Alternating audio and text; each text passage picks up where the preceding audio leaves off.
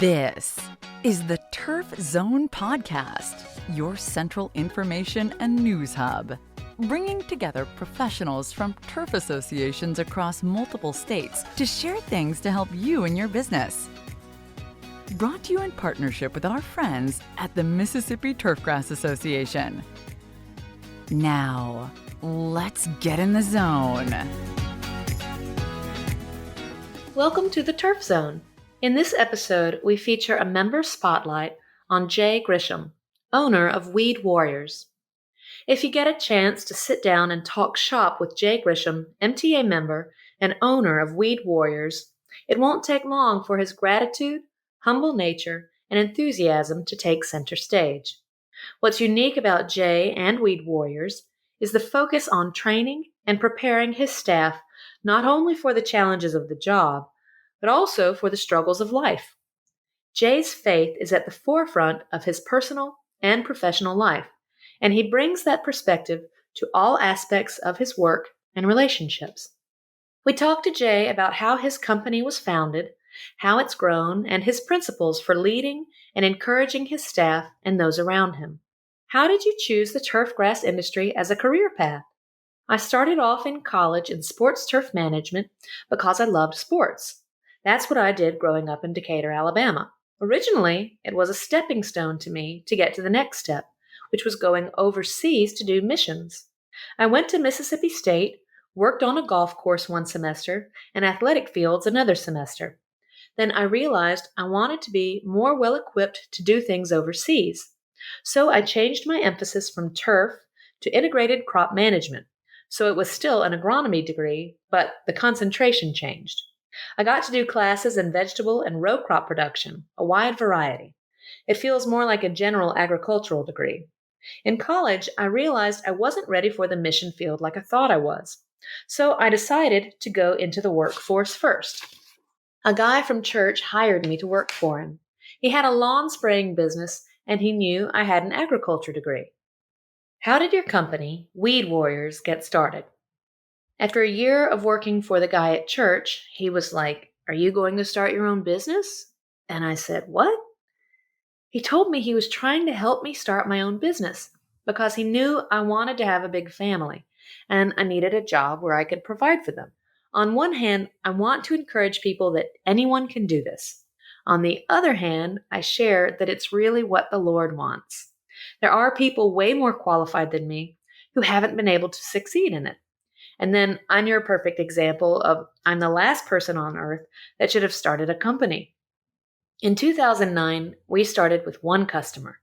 We're based in Pearl with employees in every city around Jackson Metro. The only job I could get coming out of college has turned into something that I truly enjoy.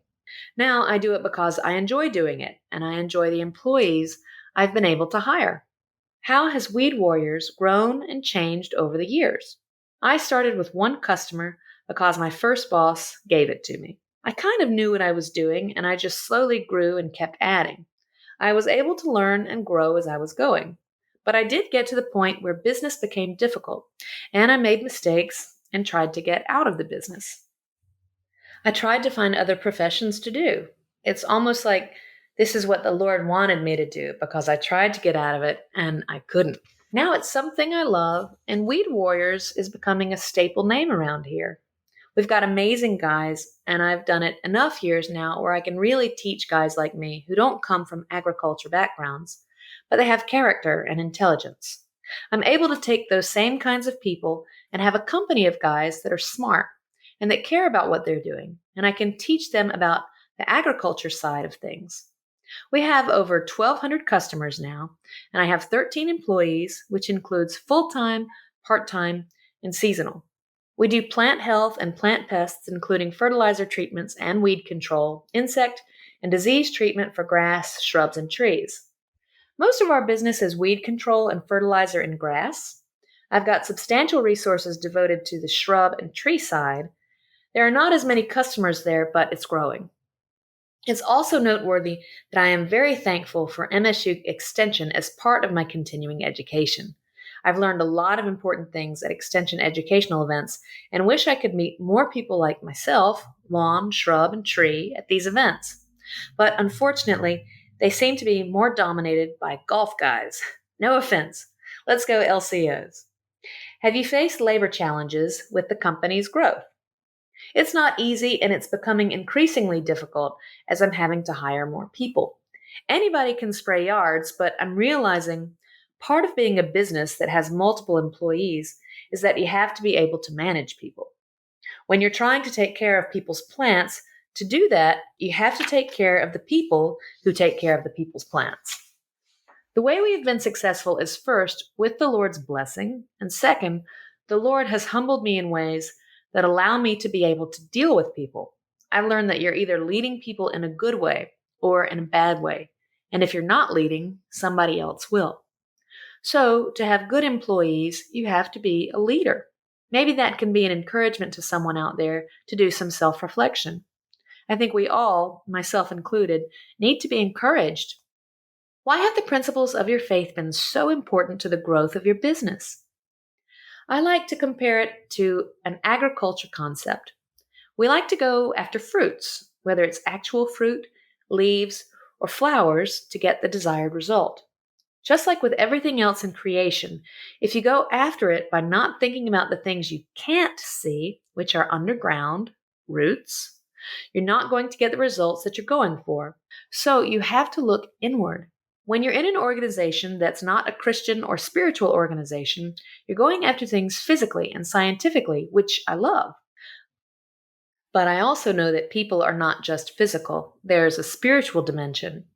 If all you're thinking is what you can see in the physical, outward, above ground space, then it's always going to be difficult because you misdiagnose the true problem of what you're really going for and how you need to be encouraging your people. We take time every day to pray and to teach. I teach biblical concepts because the root problem is sin, and the way we relate with God, ourselves, and people is marred because of sin. So, sin affects everything, so if you take that out and you only try to be scientific, then yes, it's always going to be a big, confusing thing. Whatever you do, all to the glory of God. That's really our motto. I want to encourage my guys to do that. What do you do outside of work? I have 5 kids, ages 4 to 13, and a 6th on the way. The Lord is most important in my life, and my family is second. I've created a business environment that when it's 5 o'clock, we're done. You have time to be with your family. It doesn't mean that I don't stay up late at night. As a family, we like to go to MSU sporting events, church events, visit with family and friends, gardening. We love being outdoors. What advice would you give to younger people starting out in the industry? There's a proverb that says, humility and fear of the Lord bring riches, honor, and life. If we're seeking riches and honor in life, but not through humility and fear of the Lord, then it's going to be like chasing after the wind. It doesn't matter how well equipped you are. People much less equipped can do better. More equipped can fail. For me, that's what it is, and that's what I want to encourage people with.